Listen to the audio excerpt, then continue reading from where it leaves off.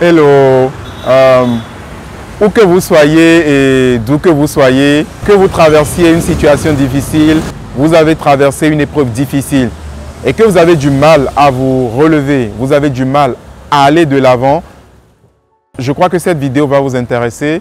Je vais vous emmener dans mon quotidien. Je suis Ariel Diomacan. Cela fait 12 mois maintenant que j'ai perdu mon épouse qui nous a quittés. Cela a créé un grand vide dans les cœurs. Et au travers de cette vidéo, je vais vous emmener dans mon histoire, dans mon quotidien, dans mon vécu, pour que vous puissiez voir comment est-ce que j'ai traversé cette épreuve et comment est-ce qu'aujourd'hui, avec la foi, je me suis relevé, comment je fais pour aller de l'avant. Et ma sincère prière, c'est que cette petite histoire vous inspire. Merci.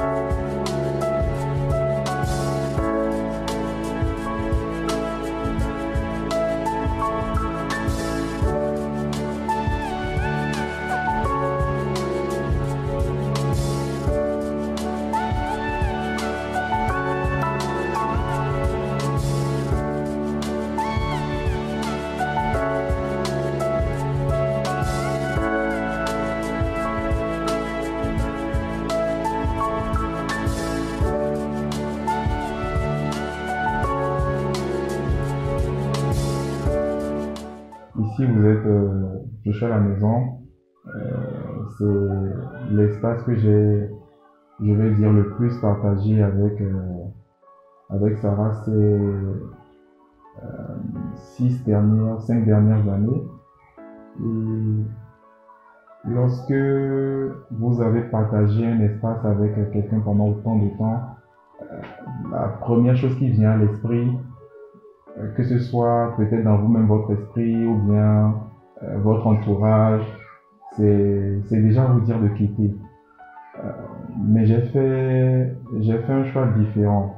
Déjà même le jour J où c'est de son départ, ce sur quoi on m'avait beaucoup le plus encouragé, qui était tout à fait normal, c'était qu'il ne fallait pas que je revienne à la maison. Parce que c'est à la maison que tout s'est passé. Et cette nuit-là, je me rappelle, s'il y a une seule chose qui montait dans mon cœur, c'était constamment, je disais, moi j'ai besoin de rentrer. Il était 1h30 du matin, et je disais non, moi je vais rentrer, il faut que je rentre. Et quand je disais que je vais rentrer, ce que j'avais vraiment dans mon cœur, c'était vraiment qu'il fallait que voilà, je ressentais véritablement de poser des questions, de poser des questions à Dieu en fait. Je savais une chose dans mon cœur, que je n'allais pas forcément dire pourquoi, mais qu'il fallait que je lui parle. Parce que tout au long de la journée, il y avait du monde autour, des personnes des frères, des sœurs, les parents, des amis qui étaient là pour m'encourager, pour me parler, pour me fortifier. Mais je savais que les instants d'après seraient différents en fait, parce que oui, tout le monde était autour, tout le monde trouvait les mots qu'il fallait ou cherchait les mots qu'il fallait, mais je savais que dans les heures qui allaient suivre, en fait j'allais être face, j'ai envie de dire à ma destinée, à mon destin, c'est-à-dire que je serais seul, soit dans une chambre ou soit sur un lit ou soit seul dans une pièce pour réaliser véritablement que elle n'est plus là. Et du coup, dire qu'il fallait que je fuisse cet environnement me semblait un peu risqué pour moi-même. Donc, je rentre à la maison cette nuit-là, tout était sombre. Je me rappelle, je rentre dans une de nos chambres principales. Je me mets à genoux et je dis à ma mère que j'ai besoin d'un temps seul. Je me mets à genoux et dès que je me mets à genoux, je dis Seigneur, Et c'est comme si j'ai pas eu le temps de parler en fait. C'est-à-dire qu'il y a cette conversation qui monte en moi et où j'entends clairement, euh, je sais, tu vas me poser des questions. Si je te dis, je sais que dans ton cœur, tu te dis comment c'est arrivé, est-ce qu'il y a quelqu'un derrière, je sais pas. Suppose que tu saches comment c'est arrivé, qu'est-ce que tu vas faire? Tu vas pas changer les choses. Même si clairement tu te disais qu'il y avait une cause humaine ou voilà à ça, tu vas te venger, qu'est-ce que tu vas faire? Puisque je dis que à moi la rétribution, à moi la vengeance. En fait, cet instant de conversation dont je vous parle, c'est vraiment, ça s'est passé en l'espace de quelques secondes où tu ressens de parler, de poser des questions, de défouler une certaine colère, et où dans le même temps, tu as le sentiment que cette colère n'apporte pas de solution parce que tu vas finir d'être en colère et puis la situation elle serait toujours là, elle serait toujours la même. Et à partir de cet instant, je fais cette prière là, je dis Seigneur, j'ai compris et ce que je te demande, c'est vraiment à partir de cet instant que ma vie ne compte que pour toi. C'est-à-dire, je ne veux plus, je veux véritablement que tout ce qui va concerner ma vie, tout ce qui va toucher à ma vie, tout ce que je vais faire, tout ce que je vais dire, ne soit que le fruit de ta volonté parfaite. Et voilà, c'est tout ce que j'ai dit. J'ai prié ensuite pour les obsèques et je me suis levé et je suis allé me coucher. Je me rappelle que j'ai dormi cette nuit avec ma fille à mes côtés parce j'étais rentré avec elle, on était rentré, ma mère avec elle. Et j'ai compris cette nuit-là que toutes les nuits vont être comme ça. Je ressentais en moi, il fallait pas que je m'éloigne d'elle, il fallait vraiment que je sois là, qu'elle sente ma présence, parce que généralement elle avait sa chambre à elle toute seule, qu'il fallait qu'elle sente ma présence. Mais je rends vraiment grâce à Dieu parce qu'en dépit de la douleur, de la peine, de la tristesse, j'ai dormi, mais j'ai dormi profondément. Je me lève le matin et je regarde à ma droite, il y a ma fille qui est là et je me mets encore à pleurer. Je dis oui, c'est vrai, j'ai dormi, mais ça ne change rien, elle n'est plus là. Et quand j'ai voulu rendre grâce à Dieu pour cette matinée-là, je vois clairement, je vois cette conversation-là qui monte encore, où j'entends, voilà, Ariel, c'est bon. Sarah a fini son travail et c'est à toi de prendre le relais. Je vais dire que c'est à partir de ce moment véritablement que je vais dire qu'il y a quelque chose qui a vraiment commencé en moi, qu'aujourd'hui j'aime appeler mon processus de guérison. Ce processus, déjà, il avait même commencé la journée même du 12 juillet, où quand je suis rentré à la maison, je dis Seigneur, j'ai besoin de savoir que c'est ta volonté parfaite. Car parce que tu sais que si tu me convaincs que c'est ta volonté parfaite, que je vais me relever. Et donc, la soirée du mardi 13 juillet, j'ai eu des frères, des sœurs qui sont venus me voir, on a eu un temps de prière. Et voilà, la même conversation toujours, là où elle est, ça va, elle est bien, il faut que tu continues. Et donc, j'ai vraiment fait le choix ce soir-là de dire, ok, je crois que ça va aller, je crois que je vais me relever, je crois que j'irai de l'avant. Je ne sais pas, comme elle-même, elle aimait bien le dire, je ne sais pas à quelle sauce je serai mangé dans les prochains jours, mais voilà, je vais aller de l'avant. Et donc, je fais ce choix-là et c'est là où je me rends compte en fait que il y a ce verset-là qui dit rendez grâce en toutes circonstances. L'autre verset qui me montait à cœur pendant ce temps, c'était car toute chose concourt au bien de ceux qui aiment Dieu. Et ce dont je me suis rendu compte les 2 semaines, parce que les obsèques, ça nous a pris 2 semaines, ce dont je me rends compte en fait, c'est que pendant ces 2 semaines, j'étais vraiment dans un processus tout le temps de conversation. C'est-à-dire, j'ai le sentiment qu'à partir du moment où tu acceptes la situation et qu'à partir du moment où tu te dis, ok, la situation elle est là, je vais devoir vivre avec, je veux aller de l'avant, je veux continuer à assumer mes autres responsabilités, je veux rendre grâce, je veux pas faire un procès à Dieu, je veux croire véritablement que ceci va concourir à mon bien.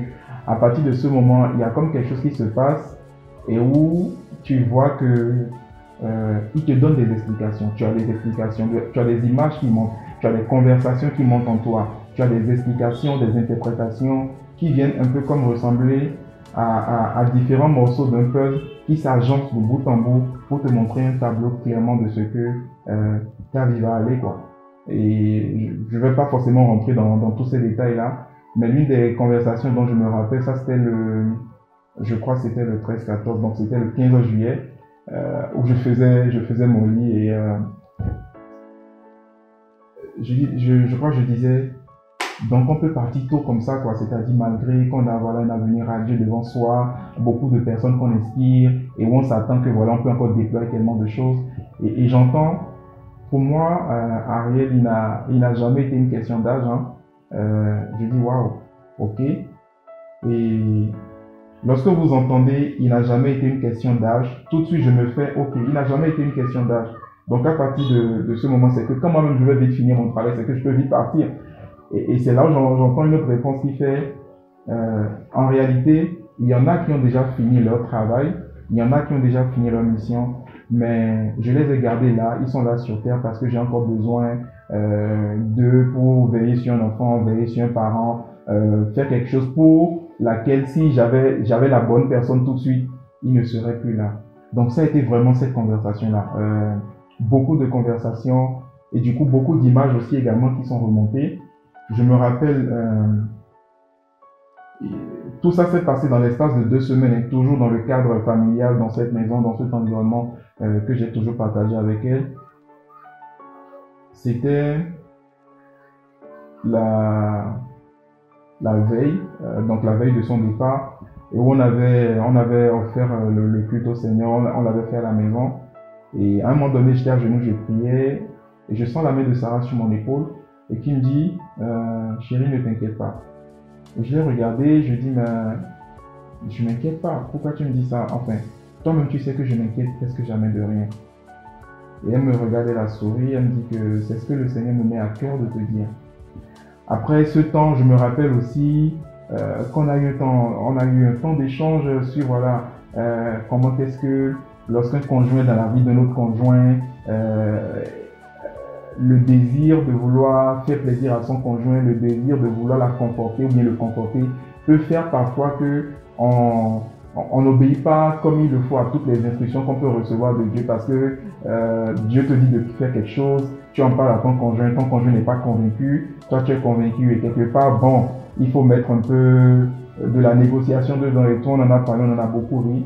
Après, je tombe sur cette émission, on avait suivi une émission en ligne ensemble, elle était fatiguée, elle devait aller s'allonger, donc je tombe moi sur cette émission où je vois trois femmes sur un plateau. Et je dis tiens, alors c'était dans le cadre de la méga impact conférence de notre église Impact Centre Chrétien et je vois ces 3 femmes sur le plateau, il y avait parmi les 3 femmes le pasteur Maud Castanou et je me dis tiens, qu'elles sont en train de se dire en fait. Je clique sur l'émission et je vois comment se relever après la perte d'un être cher. Ça m'a beaucoup parlé, je me suis dit tiens, je vais suivre ça. Et je le partage avec vous là parce que c'est la première fois que moi je suis une émission en fait où il n'y a que des femmes sur le plateau. Généralement, c'était Sarah qui va suivre une émission et puis qui va me faire des retours. Telle chose a été dite, etc. Mais pour une raison ou pour une autre, je ressens de suivre cette émission.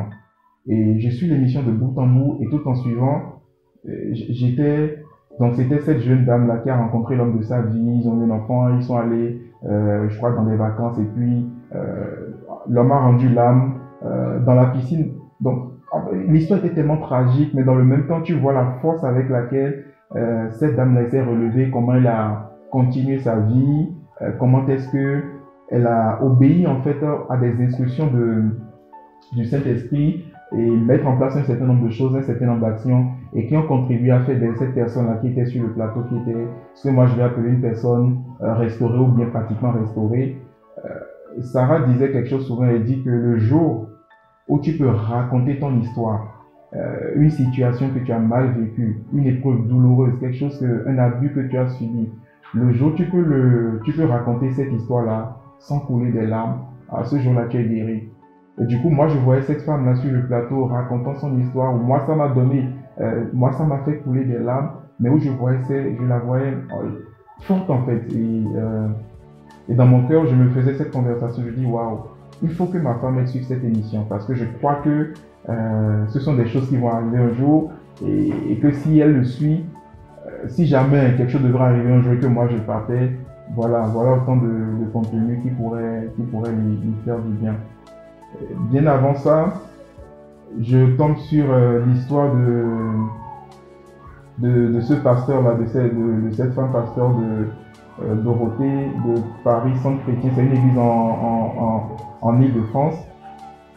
C'était une semaine avant l'émission dont je viens de vous raconter, où je vois l'histoire de cette dame, comment est-ce que son mari, ils avaient commencé une vision ensemble, un ministère, un travail que Dieu leur a confié, et il part du jour au lendemain comme ça, mais elle a continué à faire le travail que Dieu leur avait confié.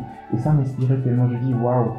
Et je partage tout ça avec vous parce que, en fait, ce sont des éléments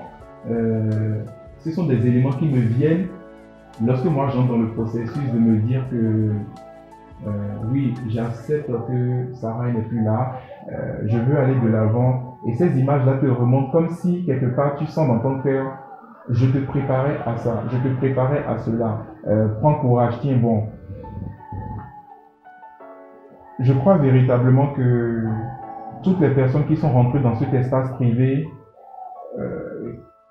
qu'importe ce qu'ont été leurs intentions, j'ai fait le choix en fait de croire tout ce qu'on me disait.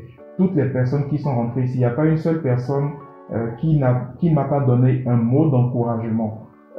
Que ce soit Dieu va te relever, Dieu va te fortifier, le Seigneur va te faire du bien, prends courage, essuie tes larmes, il va te consoler, les choses vont aller, etc., etc. Les gens n'avaient pas forcément les mots qu'il fallait, mais c'est-à-dire que moi, j'étais déjà rentré dans un processus de me dire, je vais pas rester à terre, moi, je vais me relever, moi, je vais continuer ma vie, moi, je vais aller de l'avant. Ce qui faisait que tout ce qu'on me disait, je ne cherchais pas à savoir est-ce que la personne, elle le pensait, est-ce que c'est juste des mots pour me consoler, est-ce que parce que la personne ne trouvait pas des mots, elle forçait des mots. Moi, je cherchais pas à savoir, moi, je prenais ces mots-là, je me dis, tiens, moi, je vais vivre ça. Et je croyais en tout ce qu'on me disait, en toutes ces prières-là qui sont montées dans cette maison. Et après les obstacles, vous imaginez, ce qui se passe tout de suite, c'est que il faut déménager. Il faut que tu partes, il faut que tu ne peux pas rester là, tu ne peux pas supporter, tu peux pas, vous avez passé tout votre temps ici.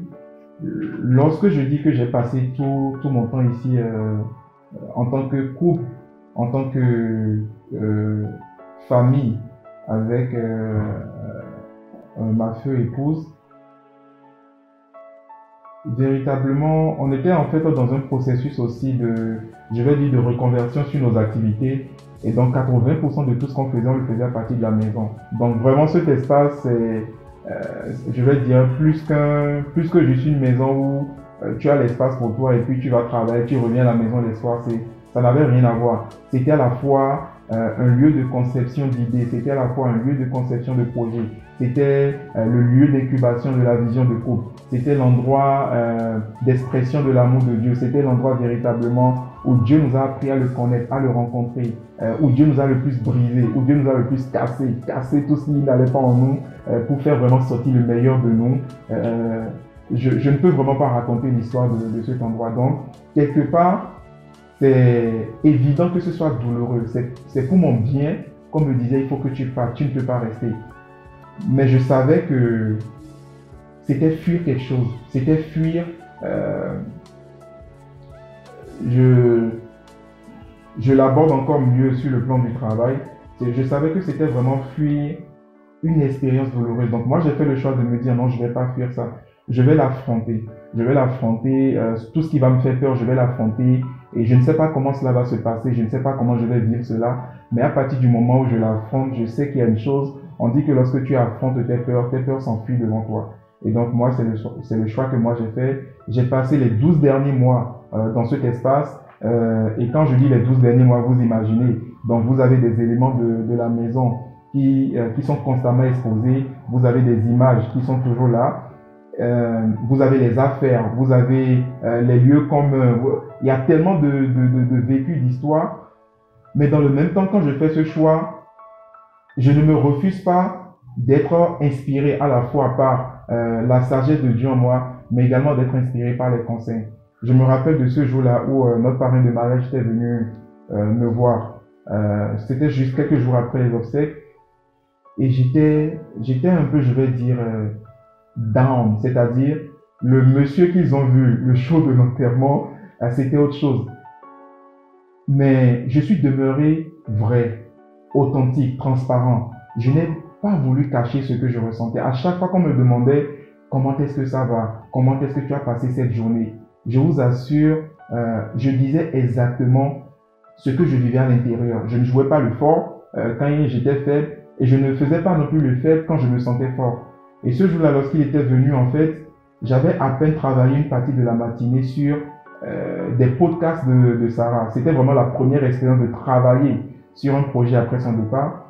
Et il me demande comment ça va. Le jour-là, mon grand frère, mon frère aîné aussi était passé. Et les deux me demandent comment ça va.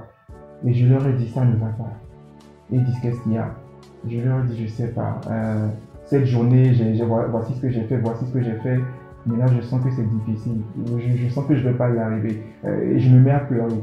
Et ils m'ont dit, non, c'est normal. C'est parce que tu t'es mis sur du matériel. C'est parce que... Et donc, ce que nous, on te propose, déjà, cette photo enlève là. Déjà, cette photo enlève là. Vous voyez? Et donc, dans le même temps où j'étais dans ce que j'appelais mon processus à moi de guérison, je ne me suis, je vais dire, jamais refusé le conseil des personnes qui m'entouraient également. De ce frère-là, dans la foi, qui me dit, écoute, Ariel, qu'importe ton désir ardent de continuer d'aller de l'avant, il y a beaucoup de choses que tu vas laisser, il y a des choses que tu vas continuer, il y a des choses que tu vas lancer qui ne vont pas prendre. Donc, j'ai vraiment intériorisé tout ça et ce qui a fait que véritablement, j'ai fait les 12 mois dans l'endroit et aussi incroyable que cela puisse paraître, j'ai été plus heureux dans ce même espace que triste, je vous assure. Donc, j'ai été plus heureux dans cet espace que je n'ai été triste, malgré que j'étais tout le temps exposé à ce quotidien. Donc, aujourd'hui, c'est avec beaucoup de fierté que, oui, je sens que oui, la saison maintenant de partir, elle est venue. Mais voilà, je rends tellement grâce à Dieu d'avoir fait ce processus-là. Et je prie véritablement qu'il n'y a pas de schéma tout fait, mais si véritablement, après le départ d'un être cher de votre conjoint, vous ressentez de rester là, non pas pour vous attrister, non pas pour vous peiner vous-même, mais vous ressentez que j'ai besoin de rester là pour affronter mes peurs, pour aller de l'avant. Moi, je vous encourage à le faire. Comme je dis, il n'y a pas de schéma tout fait. Si ce que vous ressentez, c'est de partir, partez aussi. Donc ça, c'était pour la partie maison, cadre un peu familial. Maintenant, je vais vous inviter dans ce que j'appelle mon cadre professionnel, mon cadre de travail. Et là également, c'est une autre histoire que je vais vous raconter. Je vous remercie, à tout à l'heure. Donc, c'est l'endroit où je passe le plus clair de mon temps, je veux dire. C'est notre entreprise commune avant son départ. Et il y a cette merveilleuse chose là qui se passe comme si on nourrissait le projet, on nourrissait cette vision-là ensemble. Et quand il y a ça aussi, lorsque cette personne-là, cet être cher-là quitte votre vie, il y a tellement de questions qui viennent vous demander qu'adviendra-t-il de tel projet, comment est-ce que je dois faire pour le travail, comment est-ce que je dois faire pour... Il y a toutes ces questions-là qui montent. Mais aujourd'hui, j'aime dire que j'ai souvent quand même fui le monde un peu, je vais dire le monde des entreprises, j'ai souvent fui l'entrepreneuriat. À un moment donné, j'ai fait un choix clair de ce que je savais que j'avais ce besoin-là de travailler beaucoup plus dans l'administration, ce besoin-là de travailler sur des questions de gouvernance par rapport à mon domaine de formation. Et donc c'était plus Sarah que je motivais, que je poussais vers le monde entrepreneurial au travers de sa passion, d'accompagner, de coacher, etc. Mais lorsqu'elle part, la question c'est, ok, est-ce que je continue sur mon parcours habituel de faire mes consultations simplement et de mener mon quotidien comme tout homme normal, c'est-à-dire que tu te lèves le matin, tu fais ton travail, tu rentres chez toi le soir, etc. Ou bien tout ce travail-là qu'elle faisait déjà, par rapport à la vision commune qu'on avait, est-ce qu'il faut que tu le continues? Aujourd'hui, moi, je dis que le parcours d'entrepreneur ou le parcours d'entrepreneuriat, ça m'a choisi. C'est un peu comme si ça s'est imposé à moi. Juste un peu après les obsèques, je me rappelle toujours de la manière dont le jour de l'enterrement ça s'est passé. Il y a cet homme-là, rempli de foi, rempli d'assurance. Il y a cette force surnaturelle en moi où j'ai pu faire mon dernier témoignage à elle sans couler une seule larme. Et je me sentais je sentais vraiment qu'il y avait quelque chose de surnaturel. Sauf que 2-3 jours après, je reviens dans ces espaces et je me mets à pleurer. Mais je pleure. Et je commence par me demander, mais qu'est-ce qui m'arrive? Il y a quelques jours, je me sentais bien. Il y a quelques jours, ça allait. Qu'est-ce qu'il y a? C'est une rechute? Est-ce que je vais remonter de tout ceci finalement? En fait, j'ai commencé par douter de moi. Et c'est à ce moment-là que je vois cette image-là d'une plaie. Et où la conversation que je me fais avec le Saint-Esprit en moi, Ariel, comment est-ce qu'on soigne une plaie? Et je vous le dis comme ça, hein, c'est-à-dire la question monte et je réponds, Ariel, comment est-ce qu'on soigne une plaie? Et je dis, mais en mettant de l'alcool. Et lorsqu'on met l'alcool, qu'est-ce que ça fait? Ça fait mal. Et quand ça fait mal, tu fais quoi? Je pleure. Et du coup, voilà, tu vas pleurer. Tu vas pleurer à plusieurs reprises. Il y aura des fois, tu ne vas pas comprendre ce qui se passe, tu vas pleurer.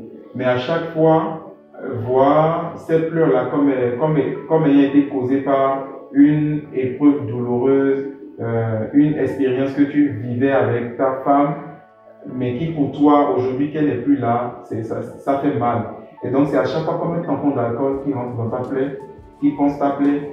Mais ce qui va se passer, c'est que si à chaque fois tu as le courage de t'exposer à ces expériences-là qui vont te faire mal, tu vas recevoir un baume sur ton cœur. Tu vas recevoir ma main qui va passer. Tu vas recevoir ma main de consolation qui va passer.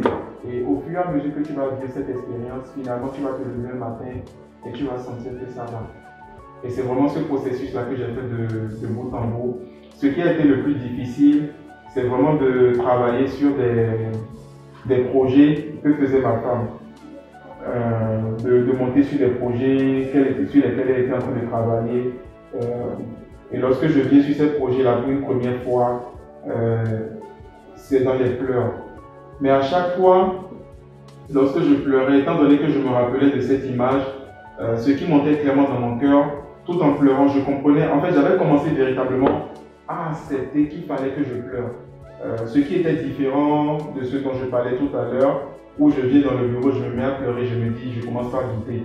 À partir de cet instant où j'ai accepté cette image-là, du tampon d'alcool et de la main de Dieu qui passe pour passer du baume sur mon cœur, pour me consoler, pour me guérir, je faisais le choix délibéré de m'exposer à toutes les expériences. Je crois que ce bureau est vraiment l'espace où j'ai même le plus pleuré. Je ne peux pas compter le nombre de fois où c'est arrivé. Des fois, tu veux prendre des décisions par rapport à la plateforme de Sarah. Des fois, tu veux prendre des décisions par rapport à un travail qu'elle faisait, à une vision sur laquelle elle travaillait. Des fois, tu as besoin d'encouragement. Des fois, tu te sens vraiment comme dans une espace et tu sais que voilà, si elle était là, elle t'aurait dit si. Et ce sont ces moments-là où vraiment tu te sens, oui, j'ai vraiment besoin de pleurer. Mais ce que j'ai aimé dans ces pleurs, c'est que c'était comment je vais dire, ce ne sont pas des pleurs de tristesse. En fait, ce sont des pleurs, je vais dire de douleur, où tu sens que ça fait mal et où je dois pleurer. Mais dans le même temps, tu dis, Seigneur, fortifie-moi, Seigneur, donne-moi ta force, Seigneur, donne-moi de surpasser ceci. Et véritablement, tu sentais que ça se passait. J'en parle parce que je fais vraiment la différence, parce que il y a ce que j'ai remarqué comme étant des pleurs qui pouvaient me plonger. Dans la nuit du 31 décembre, par exemple, j'ai eu une expérience un peu vraiment très différente où j'avais vraiment peur de me rendre à l'église. J'avais vraiment peur d'aller adorer Dieu en fin d'année avec ma fille, d'aller en assemblée, d'aller en communauté. J'appréhendais cela comme étant quelque chose de très très difficile. Et je n'y suis pas allé. Mais ce qui s'est passé, c'est que du 1er au 2, j'ai senti que je faisais comme ça. C'est-à-dire que je rencontre mes beaux-parents, je suis en larmes. Et là, c'était vraiment des larmes de tristesse. C'était pas des larmes où je sens que je pleure, que ça fait mal. Et dans le même temps, je dis Seigneur, fortifie-moi. C'était vraiment des larmes où je n'avais même pas envie de parler à Dieu, quoi. Et je rencontre après ma mère, même chose, même expérience. Des pleurs, des pleurs. Sauf que j'ai fait un rêve dans la nuit du 1er au 2. Et quand je me lève de ce rêve-là, je dis ah bah, Seigneur, j'ai compris le message. J'irai à l'église, je vais affronter cette nouvelle expérience. Et je suis allé à l'église avec ma fille. Oui, et j'ai pleuré, j'ai beaucoup pleuré. Mais dans le même temps, voilà, je demandais la force de Dieu. En l'espace d'un an, j'ai vraiment vu le courage, l'amour de Dieu, la force de Dieu, la sagesse de Dieu me guider dans les moindres détails. De ce bureau dont je suis en train de vous parler, je ne compte pas le nombre de personnes qui sont passées pour recevoir des conseils sur leur projet d'études ou leur projet professionnel. Je ne compte pas le nombre de personnes avec qui j'ai prié dans ce bureau, qui ont coulé des larmes devant moi, qui ont vu vraiment du réconfort, qui ont vu vraiment la force de Dieu les soutenir. Je ne peux pas non plus compter les défis que nous avons voulu relever. Cette entreprise-ci, c'est une entreprise naissante. Comme je le disais tout à l'heure en entame, c'était un projet que nous nourrissions dans notre cœur. Donc c'est après les obsèques que le projet a été monté. C'est après les obsèques que la vision a été mieux structurée, avec une équipe autour. Je travaille aujourd'hui avec une équipe de 11 personnes, dont 9 permanents, c'est-à-dire 9 salariés et 2 prestataires. Et tout ça, ça a été fait en l'espace de 12 mois. Et ce n'est pas la seule responsabilité que j'ai. J'ai des responsabilités dans les associations, j'ai des responsabilités à l'église et des responsabilités vis-à-vis, sur le plan familial. Mais sur tous les plans, je reçois cette grâce-là véritablement de monter des choses qui marchent, de monter des choses qui fonctionnent. Et ça ne se fait pas du jour au lendemain. C'est beaucoup de sacrifices, c'est beaucoup de prix payés dans la douleur, dans les pleurs, mais avec beaucoup de foi, avec beaucoup de vision, avec ce désir-là de se dire que je ne vais pas m'en arrêter là, je vais continuer à aller de l'avant. Et aujourd'hui, je rends vraiment grâce à Dieu parce que l'entreprise elle est debout, l'entreprise elle est formalisée, l'entreprise elle est sur un cadre, je vais dire, juridique, légal, fiscal, comptable, etc. Tout est vraiment dans l'ordre et nous en sommes à nos débuts. Et pour ça, je veux véritablement dire merci à Dieu. Si aujourd'hui je devrais remercier véritablement 2 personnes particulièrement, je vais dire merci à ma mère et merci à ma fille parce que chaque jour en fait ces 2 personnes ont payé le prix lourd. Le prix lourd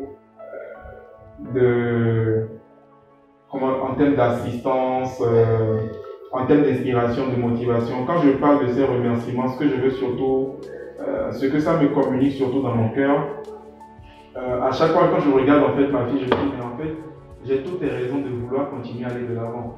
Et à chaque fois quand je vois ma mère, je vois tout ce qu'elle a dû endurer pour en être là où elle est aujourd'hui, et qu'elle n'a pas hésité à laisser tout tomber pour être à mes côtés, pour m'assister, me soutenir là-dedans.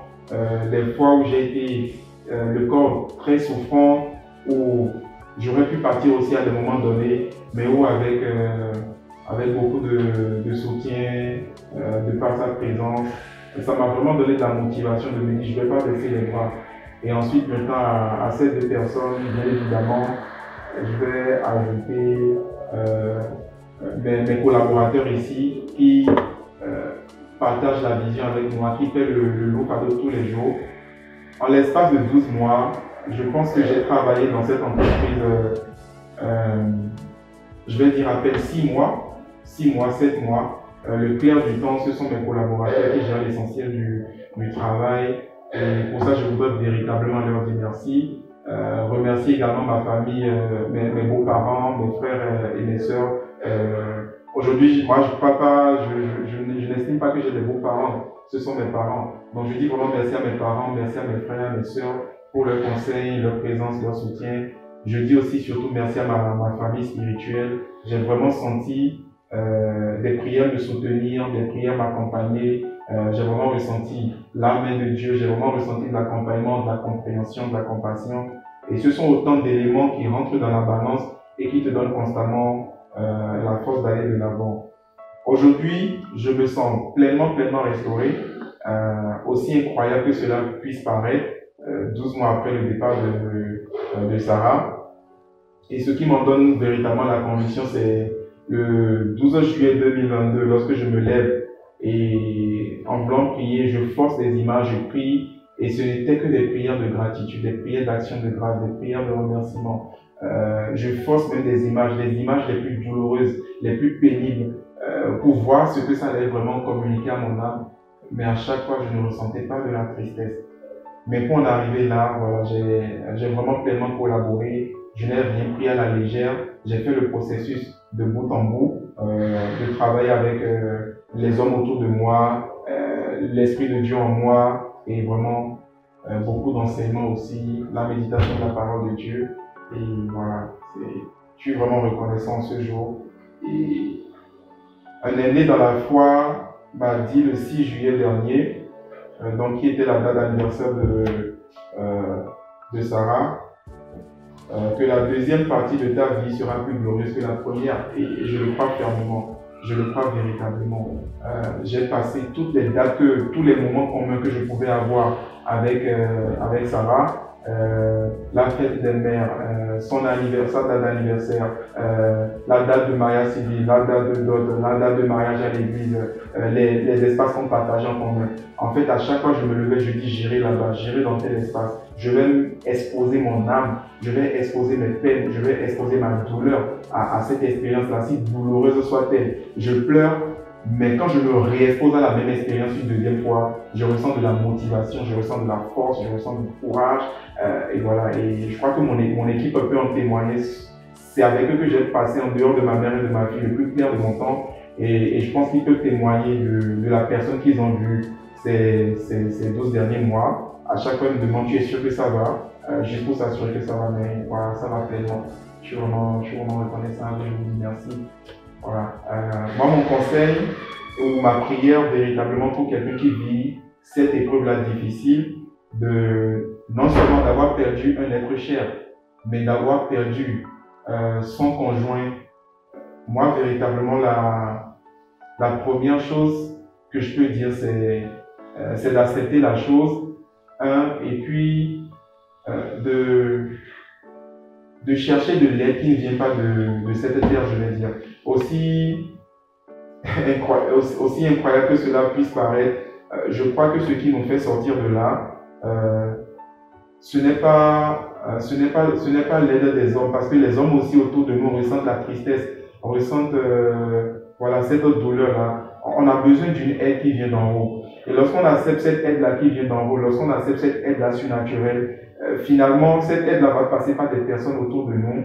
Et ces personnes-là vont soit nous la transiter, ou parce que nous-mêmes, nous avons collaboré avec ça. On reçoit des messages, on reçoit des instructions, on reçoit des idées. Et quand on collabore sur ces choses-là, le processus se fait de bout en bout. Donc, je ne vais pas dire que c'est un schéma tout défini, mais je pense que aujourd'hui, de mon expérience, je crois que ce qu'il faut faire lorsqu'on perd une être chère, c'est de choisir d'aller de l'avant. Je ne veux même pas dire choisir de se relever, parce que moi, je me rends compte que si j'avais fait le choix de me relever, ça aurait été certainement plus difficile.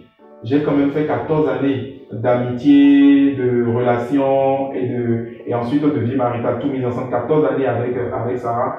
Donc ça ne se soigne pas comme ça du jour au lendemain. Mais c'est parce que j'ai fait ce travail-là sur moi, d'accepter, de collaborer pleinement, de ne pas prendre les choses comme si elles étaient un acquis. Et puis voilà, aujourd'hui je suis là et puis je rends grâce à Dieu. Alors, je vous remercie d'avoir pris le temps de suivre, de regarder mon témoignage. Je l'espère que cela vous a édifié. Comme je vous l'ai dit dans la vidéo, c'était exactement 12 mois après le décès de cet être cher, de ce conjoint. Et si je n'ai pas rendu la vidéo publique 12 mois après, alors que c'est ce que j'avais prévu faire, c'est encore pour me confirmer à moi-même que le témoignage il est complet.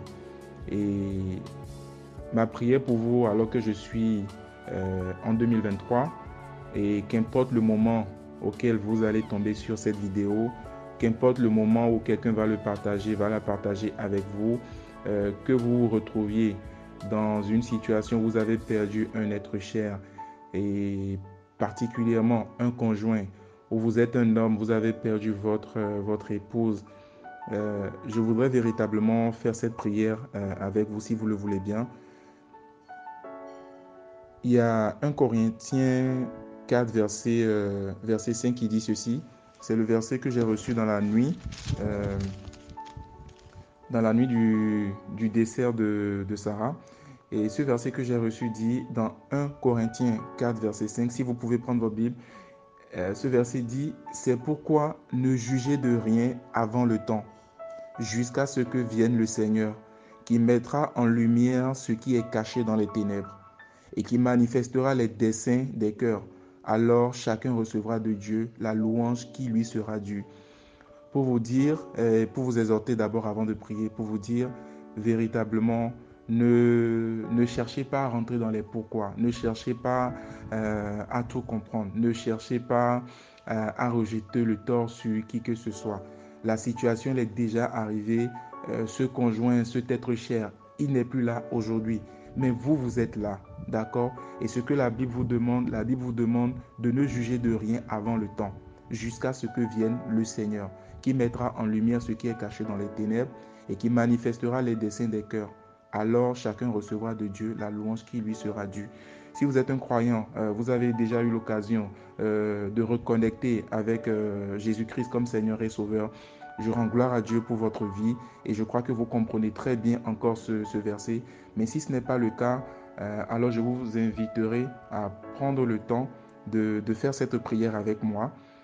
Seigneur Jésus, je veux te dire merci. Merci pour ce témoignage. Merci pour la vie de cet enfant de toi qui a perdu son conjoint et que tu as relevé.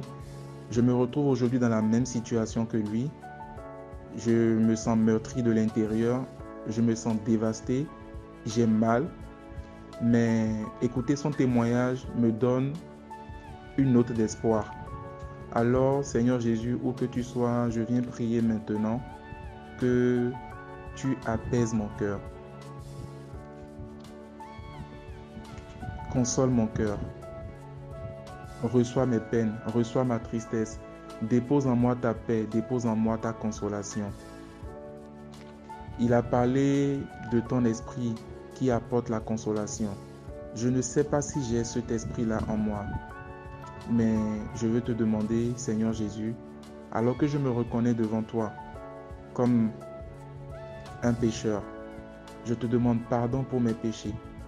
Je te demande pardon pour ma vie passée. Et je prie maintenant, Seigneur Jésus, alors que je choisis ce jour de te reconnaître comme Seigneur et comme Sauveur personnel de ma vie, de venir prendre le contrôle de ma vie. Viens guider ma vie.